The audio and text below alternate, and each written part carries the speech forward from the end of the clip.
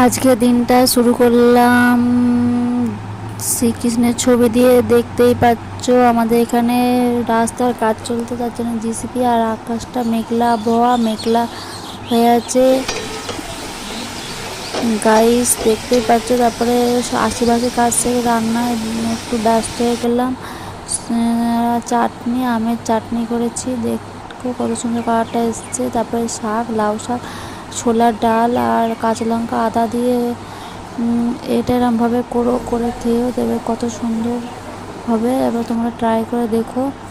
তারপর দেখো আলু, ঝিঙে আলু পোস্ত, এদিকে হচ্ছে ডাল মোচ, আর এদিকে হচ্ছে ডাঁটার তরকারি।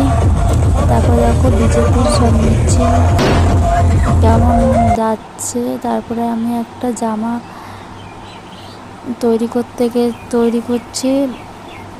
এটা হচ্ছে,